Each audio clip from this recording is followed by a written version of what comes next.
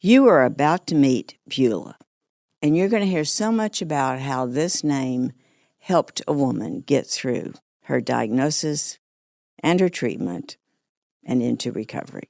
She was newly diagnosed with breast cancer. She was recently laid off, and her insurance was as poor as it could be. In fact, it didn't pay much of anything. Yet, Ayanna Wilcher still found a way forward. She found the rose. And once she did, she was taken right into treatment. She had successful surgery, saw her recovery, but what she discovered was how much mastectomy patients fall through the cracks. What would it feel like to be walking around with drains coming out of your chest and fluid pouring out of them, and no way to manage them? That was one of the first things she discovered. And that was one of the reasons that she created Rising in Grace. She created comfort kits, and she found ways to share them with other women who had dealt with the same issues she had. You'll hear about how she's now part of the leadership of Angels Surviving Cancer, and how she fights to make sure that no woman has to walk this road alone. She urges women to seek second opinions. She urges them to speak up for their care. And she even found a way to give her cancer a name. You're about to hear about Beulah. Let's talk about your breast. A different kind of podcast presented to you by The Rose, a breast center of excellence and a Texas treasure. You're going to hear frank discussions about tough topics. And you're going to learn why knowing about your breast could save your life. Ayanna, it's so good to have you here today. And I am just delighted that this worked, because ever since I met you in April, I have wanted to have you on the show. So thank you for being here. I'm so happy to be here with you. I am delighted. And at the event in April, it was definitely very heartfelt for me, because when we were showing the numbers of those who had been impacted, I was like, oh my gosh, I'm one of those individuals. One of them. Yes, exactly, yes. Which is definitely interesting. Ooh, yes. I hadn't thought about that. Yes, yeah. Well, now tell us just a little bit about who you are, like, where you were raised, your occupation, those kind of things, basic, high level. Yeah, so I was born and raised in Chicago, Illinois. I'm a mother of three. I married a football coach. So what brought us to Texas was his job. We raised our kids out east in the Pennsylvania, Philadelphia area. I've worked in higher education for over 17 years, and then I took a leap into corporate, worked into corporate over 10 years, and then unfortunately in February of 24, I wound up losing my job, so which also impacts my story that I will later get into. But right now I'm currently back in higher education. I'm working at the University of Houston, which is something that just recently happened, so very excited about that. 2026 is my rebuild year. It's the come up, it's the rise, because it's been a challenging couple of years. So yes. Well, tell us about those challenges. You were diagnosed with breast cancer. Yes. So do the story. How'd you find it? How old were you? All of those things. Yeah, so my story is very recent. And so I had a clean mammogram in June of 24. I've always been up on my mammograms, making sure that is something that's a regimen of mine. I had an aunt that passed away from breast cancer, and one of the things I swore to her that I will always stay up on my mammogram. Actually, a year ago, January 15th, I felt a lump. Ooh. And I called a good friend of mine who's a doctor, OBGYN, and she said, hey, let's start getting you in, because if you just had a 6 month ago clean mammogram, now we need to do something else. Yeah. And so I never forget going to Houston Methodist, and normally you go in, the left was normal, I'm going to the right, which means they need to do more testing. So they're going through their testing, they're looking at this lump, and then when the white coat comes in, that's when I really broke down and cried. And she said, why are you crying? I was like, it's too many of you all in here. And so they recommended that I have a biopsy. At the time, my husband had lost his job. I was not working. I lost my job. We were paying for insurance, but we were technically kind of underinsured.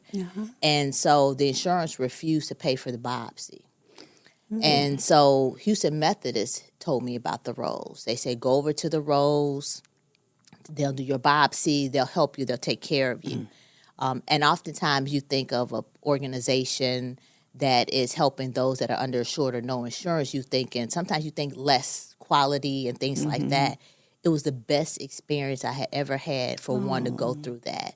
The doctor was amazing. Everyone, they made me feel like a person. Like I wasn't just like somebody who was under, because I had insurance all my life. I was born with insurance. And so to be in a situation where now I'm needing resources and to go into an organization that provided first-class resources for individuals that really needed it, top notch. And so I had another friend of mine who was going to have her biopsy as well, but she went to Houston Methodist. I had a better experience than she had. She was achy, sore. Oh, my goodness. My doctor talked me through. It was just an amazing experience. And so you'd never had a biopsy before? Never had a biopsy before. And I want to thank the doctor, but it just made it a really great. I never saw the instruments, the tools, the conversation. You didn't realize what you were going through. Yeah, I bet you had Dr. Trevino. Yes, absolutely. So, and then unfortunately on March 5th, I got the unfortunate news that I had breast cancer. In fact, I was actually out of town.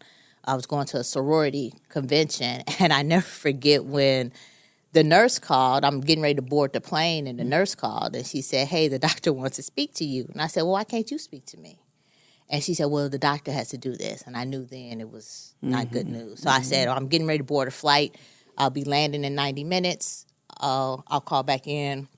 So they scheduled it for then. And I never forget being on that flight. It was the most turbulent flight. Everybody's on there. It was scared. And I kept thinking, this plane's not going down because I got to get some unfortunate news when I get on the ground. So I sat there probably the calmest I could have been. So when I landed, I had one of my sorority sisters with me to take the call because I knew it wasn't going to be good news. And so when my primary care had gotten on to give me the news that I had breast cancer, I didn't hear anything else after cancer. Right. And I remember sliding down a wall thinking, oh my God, I have breast cancer. And so at that moment, you think the worst.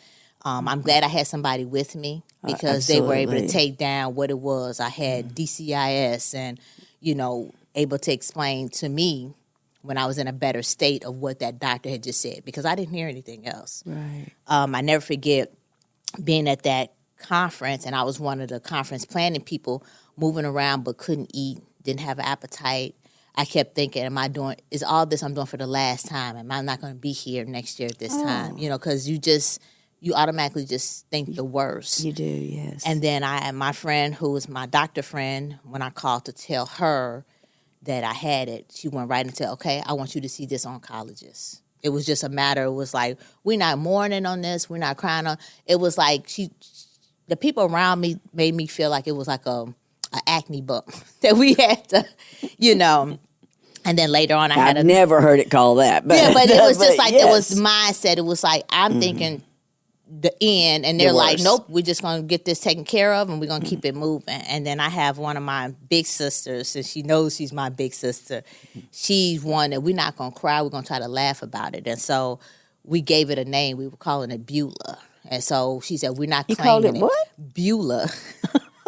We're not claiming this. We're not calling it breast cancer. It's Beulah, and Beulah needs to eventually find a new address at some point. Like, she needs to be gone. And so when I got home from the conference, I met with an amazing oncologist, Dr. O'Shea, who was at Houston Methodist.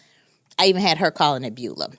And I was like, I'm not claiming this. And even having that first meeting with her was amazing because she laid out everything that could possibly happen with this DCIS, and even down to the worst. So, like, even if I had, at some point, had to have a double mastectomy. So she laid out this well-do plan. My mother and my oldest daughter was with me. They were able to hear what was going on. And I left there feeling like, okay, there is life after this. And so I had to have, first thing was the breast MRI. Insurance refused to pay for that, which is crazy.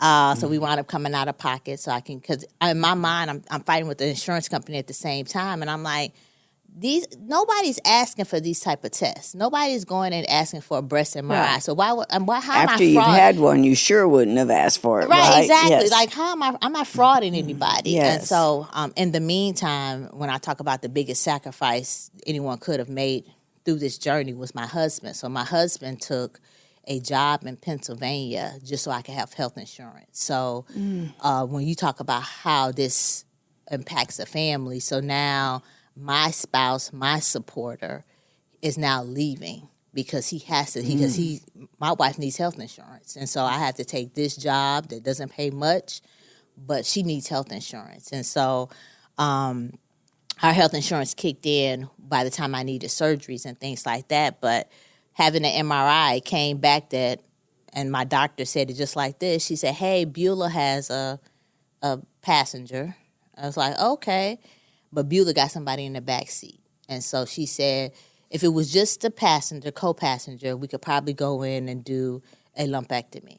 But if that back seater is cancer, then we need to go to the next step on that plan, which was talking about having a mastectomy. And so, unfortunately, that Thursday before Easter, I found out that I was going to lose my left breast. And so when she biopsied it in that office at that time, I think I broke down and cried because some told me that I was going to lose my breast, even before it was confirmed. And then that Thursday, she called and said that I was going to lose my breast. And so she said I didn't have to do the Angelina Jolie. I wasn't going to lose both of them, but definitely the left one.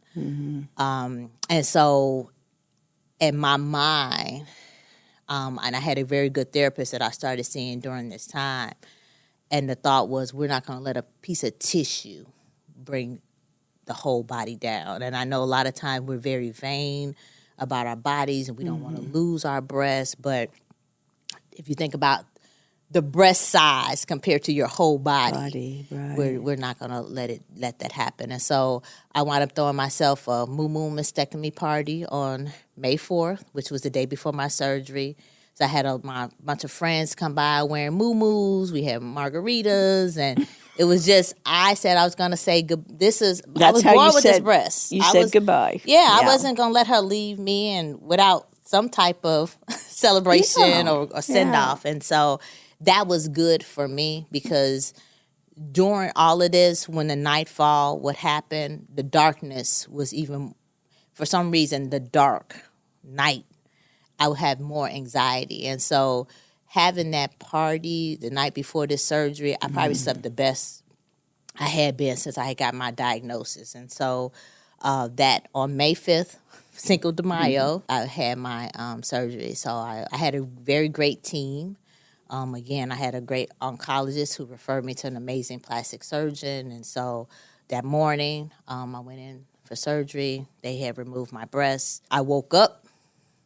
And the amazing thing was, you're thinking the worst, but if you have a surgeon in there, they put a spacer in there to preserve it until we figure out what's next. And so now the waiting game. So now your breast is gone. Now the doctors and pathologists, they're going to go in there, dice it type. They about to examine this thing. And so it came back that I had 9 invasive cancer cells in that one breast. And so it was a great thing for me to have made that decision. Right.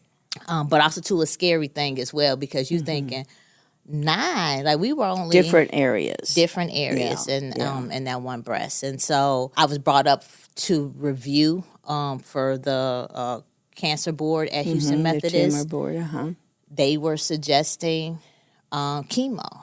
And I cried and I said, you took my breast. I'm not losing other things. And especially when you tell me the side effects of chemo. And so at this point, I had a 93% chance it was not going to come back because I had the surgery. Chemo was going to take me to 95. I'm like, wait a second. And so what I decided to do, which many people don't think to do, is I was like, I'm getting some second opinions here. Like, this can't be the one. And so I went to MD Anderson and I went to Texas Oncology. And so MD Anderson, they take your samples. They're going to have their own independent people look at it. So I think Houston Methodist said 92% chance. MD Anderson said 93% chance it won't come back. But MD Anderson was offering baby chemo. And I was like, so what's baby chemo? It was like, well, when your hair starts to fall out and, you know, you get a little neuropathy, we can stop it. And I'm like, that doesn't sound right to me. And so the third opinion was Texas Oncology, meeting with Dr. Darcourt. And the first thing he said to me was, we're just going to talk facts. He said, if your largest tumor was 5 centimeters or less, we wouldn't even be talking chemo. And he said, your largest was 0.09 centimeters. He said, so why would I put a bomb in your body? And to me, that was very refreshing for me. And so I decided to go with Texas Oncology. And so right now it's maintenance. It's going in every few months, then running tests, doing all your blood work. Right. And so that was the best course of action for me. It is still scary, as you know, having cancer. It's still like on the back of your shoulder sometimes. And so you get an ache, you get a cough. You're like, oh my God, has it come back? Yes, and so I'm working through that. And then even Dr. Darcourt was like, it's going to take time. He said it like this: if you were at a casino and the table paid out 93% of the time, would you put money on it? I was like, yes. He said, that's yourself. Bet on yourself 93% of the time that it's not going to come back. So those little aches and things that you feel, don't automatically assume that it's the cancer coming back. So that's an interesting way of looking at it. Yes. So I had to go through, because my family knows I've become a hypochondriac all of a sudden throughout this. Is like when you talk about having the flu, I wasn't feeling so well over the Christmas break. Come to find out, I'm allergic to this real tree we had in the house. But at the time, you're thinking, "Oh my God, what's going on here? What are these new ailments and stuff?" And so, so it's been a journey. It's definitely, and like I said, when we talk about cancer, we don't talk about how it weighs on your family. And so, well, let's talk about that. Now, you have grown children. I have grown children. Yes. How did you tell them? Ooh. So probably not the most sensitive way, because when I found out, I was away at a conference, and the first person I called was my husband. And it was just, hey, I have some unfortunate news. I wish I could be there to tell you this in person, but it can't wait until I get back on Sunday. And this was a Wednesday. And I told him I had cancer. And so when I went to call my 2 grown kids who were here, I left them messages. They didn't answer. I was like, I need to get this out. It probably wasn't the best thing in the world, but it was like, hey, want to let you know, I just found out I got breast cancer. We'll talk more about it. And that was just my mindset. My youngest daughter was away in Saudi at the time. And so In the service. Yeah. She's in Air Force Reserve. And I wasn't planning on telling her anything, because what could she do from thousands of miles away? And the sad thing was, I never forget when she got deployed that October, our going joke was, well, Mom, you're going to make sure you have a job when you get back. I was like, yes, because I had been looking for work. It was just been hard. I said, that's why I'm going to make sure I have a job when you get back. And I never forget when she came back, I was in tears. I was like, not only do I not have a job, but I got breast cancer. Like, my goodness. So, my oldest daughter had been a rock in all of this. Like, she was taking me to my doctor's appointments and making sure that that she was there for me. And her and I talked about this most recently. I never asked, what support did she have? What was she going through? Because now I can't imagine if my mom told me she had breast cancer, and then now I have to be here for her. But she did tell me, she said it was hard, but she had a great support. And she knew that she had to be strong for me. And so I never saw her sadness. I never saw any other side but strength and support, and somebody I felt like I could cry to and things like that. So, and it was good because, again, my husband wasn't there. And it wasn't, I often worried about him. I was like, well, how's he dealing with this? He jumped in a car and took a job in Pennsylvania to help his wife, but nobody's there, because I can't imagine if my spouse had breast cancer. Like, it's just, you think about all of those things. And then my mom is still alive, and she just moved right in. I'm there. which was a blessing in itself. But again, I couldn't put myself in her shoes. I couldn't imagine one of my daughters had breast cancer, what she would be going through. But she that's so true, though. We sometimes overlook the caregiver. We realize that, I think, in more and more, one of the things that we've found on this show is people want to know, how did the caregiver get through? Yes. What did they need? Yes. What can we do to make that an easier time for them? Yes. Because we're always focused on the person going through it. Yes. But So, those around, those are really good points. Yes. So, but they were troopers. Everybody, God put them in the positions that they needed to be to help me through what I was going through. So I definitely, truly appreciated that. So, and I also had friends. I had, amazing support system. Even when it was like I had to come up with monies for treatments and things like that before the insurance had kicked in. And I'm not one that's going to ask. And so I had a friend that started a meal train for me, and donations was coming in that was used to help, pay off bills and things like that. So that was very helpful. Now, did you get involved with the Angels? Yes. So through all of this, it was someone had to introduce me to Janice, and who's been amazing. And just being a part of that organization has been the support I needed, because now I'm around individuals who have gone through it. Because it's one thing when your family and friends, they've never been through it, so they don't necessarily know the after, what you got, the mental toll that is taken. But to be in an organization around women that really support you, they understand you, which was really helpful. And it had gotten me involved. And so I started off as the fundraiser chair, and then most recently have been appointed vice president of the organization. I saw that. So how did that happen? Yes. But we are talking about Angels Surviving Cancer, a very strong organization here in Houston. Yes.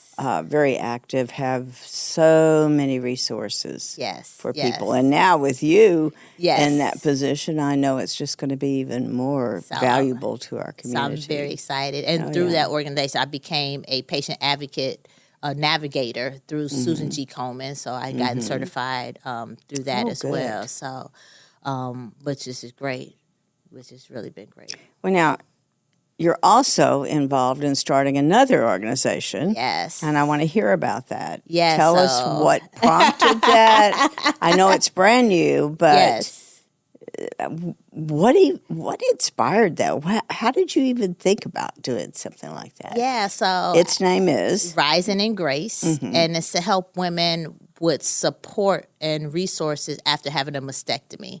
And so one of the things that, as I'm going through it, you don't hear people talking much about the women or the resources for those who've had a mastectomy. And it's many of us that are out here. And I was even thinking about some of the simple care things that you need while you're even going through the healing process. And so I happened to be at the doctor where a woman couldn't get her drain out. And for those who understand, like, once you lose your breast, you have drains that are placed there, and the biggest joy is when those drains come out. And in some cases, you may have 2, 4, or however many. And I was hearing a woman, she said, "What do you mean I can't get my drains out?" And they say, "Well, you're still producing too much fluid. Are you resting?" She said, I can't rest. I have to do my dishes. And I was just like, oh, my God. And I was thinking about that, like something as simple as not being able to sit down so your body can heal, so you can get these drains out. Everybody doesn't have the luxury. Right. Or for me, I was thinking about all of these items for comfort. And so one of the biggest things I had a wedge pillow, and that's very expensive, but it helped me at night. It helped me to lay on the couch. Another resource I had was just even having another bra. Those bras are expensive. And so I was thinking about women like this individual, like, they don't have the money or resources for these aftercare items. And so while I'm going through it, I decided to crowdfund, and did an Amazon wish list and put all these different items where we would create kits. And so my goal was to do at least have enough for 50 kits. And I hit that goal, but the crazy thing is the distribution. And so I've distributed over 25 kits already, and this is just free for any woman who has had a mastectomy. I have a link, and I have an email address. I also, too, started a Facebook page that I'm going to be actively growing in the 2026 year, which will provide resources for women to just not to feel alone, because that's another thing, too. It's like you don't want to feel isolated, alone in this journey.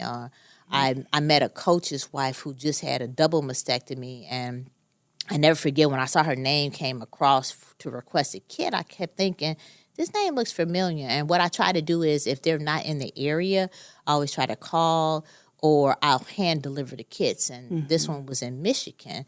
And when her name popped up in my phone, I knew exactly who she was. And so she was somebody in my network that was going through it. And so I had sent her a kit, and everybody who I've talked to talk about how the things, the items in the kit have been so helpful. So it's an extra bra, it's the wedge pillow, it's a drainage log, because we got to keep track of that type of stuff. And so just some comfort items that really helps them. So many women don't even know that's going to be the next step after their surgery. They're very surprised. Drain belt. I had one when I went to visit her. Her drains was up here, and I said, let me take out this first item in this kit for you. And it's a drain belt, just so that the drains are down and they're tucked away, and it gives you some comfort. Because sometimes you feel like, one of the things that was most memorable for me, I never forget after having my mastectomy, was how the doctor made me feel so,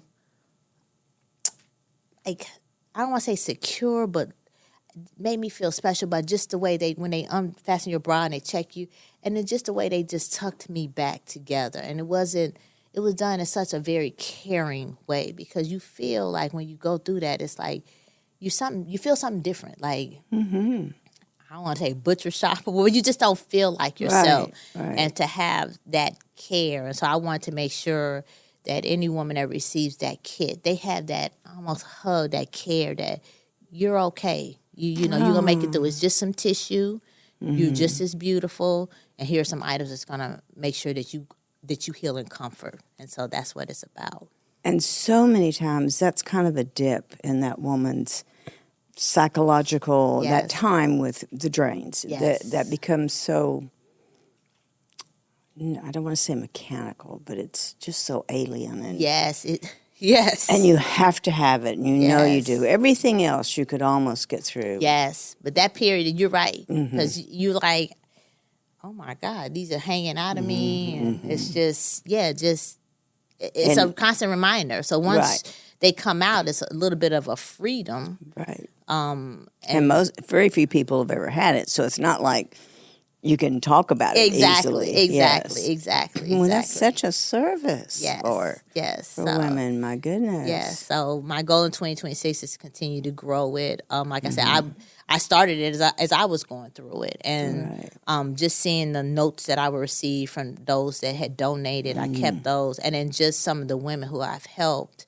They have been even more inspiring for me, because, again, everything is still new. Everything is, we're not talking about me years out, but it was one of those down moments. And I've always been taught that when you're feeling down, try to figure out how to focus on helping others. And so when it was in that dark period, it's like, how can I help other women so they don't feel this way? I don't want another woman to have to feel like they're alone. They're in this by themselves. No one understands them. But it's not, I didn't realize it's not many resources or support groups out there that say, hey, I lost my breast, and who do I go and talk to? Or what resources out here to help me feel comfortable? Or, even the next stage, and one of the things I'm going to talk about on the Facebook page is finding bras. Like, after this, it's a whole new journey. Yes. It's like, but I think one of the things that helped me before my surgery, I got rid of all my bras. Because mentally I needed a fresh start. I didn't want to after surgery look and see, what I used to. No, it's Right. a fresh start. We'll start with those pink ones that they give you from the hospital. Right, that are soft and soft. And yes, exactly. And then we go from there. And so, but yeah, shopping for bras and this after, it's a whole journey. Like It is. So you're so right. And again, this is such I don't want to minimize it, but it's a short period of time. Yes. In the whole recovery, survival. Yes. That it has been overlooked. Yes. It has been minimized in so many ways. Yes. And yet it can set the stage for the rest of that woman's recovery. Exactly. It sure can. It sure can. Wow. Yes. Because we feel like they define us. They make us who we are. They really don't. But like you said, to have that small period of time where you feel like, okay, I'm still me. I can bounce and leap from this. Right. And there's some comfort in that. And I'm not alone. And that's the biggest thing, too, is you're not alone. Right. So, unfortunately. It's very innovative. Yes. Thank you. Know, I'm really impressed. And I listen, after starting the Rose, I know that first year or so you have so many dreams, but just as many concerns and doubts. And so I really admire what you're trying to do. Thank you so much. I appreciate that. That is truly amazing. And there is such a need. Yes, thank you. Thank you so much. Well, we're going to put all of this information in our show notes. I appreciate it. So people will know how to find you. Yes. And take advantage of this. Yes. And a parting message for someone who's been diagnosed. I would say parting message is if you've been diagnosed, don't run from it. I think a lot of individuals, first of all, they're afraid once they even find something. Right. For me, because I found it early and I took care of it early, I was able to have a better result on the end in terms of my care and treatment. But to get it looked at and to do your research, understand that once you have it, what does that mean in terms of who do I see next? Thoroughly check your doctors, and it's okay to get those second opinions. If you have to be your own advocate for yourself. But also to realize it's not a death sentence. It's that back in the day, I think we felt like it was. And now I'm going through this. And even with metastatic, it's not a death sentence. No. Stage 4 is not a death sentence. It's you just have to live life a little differently. But it's not the end of the world. And I think we have to think about it that way. But to know that you're going to be okay and to find out, get the support you need. Come to the Rose. Thank you. I really talk about how, and I get emotional when I think about it, that it really was the best in terms of the foundation that started me in this. And I think me even thinking about how to help other women was because of me going to the Rose. Oh. And so it was just like, well, how do I help and become more involved and help others that are going through this, especially those that can't afford. I think no matter if you can afford it or not, you should have the best quality care possible. Oh, thank you for that. Yes. Thank you. Yes. Well, it's been a joy to visit with you. It's been a pleasure speaking to you. We've got to have you back in like 6-7 months to see how Rising with Grace has come along. I would love that. I would love that. Thank you so much for having me here. And again, it's been a pleasure. It's been a pleasure. Thank you. Thank you. Thank you for joining us today on Let's Talk About Your Breasts. This podcast is produced by Speak Podcasting and brought to you by The Rose. Visit therose.org to learn more about our organization. Subscribe to our podcast, share episodes with friends, and join the conversation on social media using hashtag Let's Talk About Your Breasts. We welcome your feedback and suggestions. Consider supporting The Rose. Your gift can make the difference to a person in need. And remember, self-care is not selfish.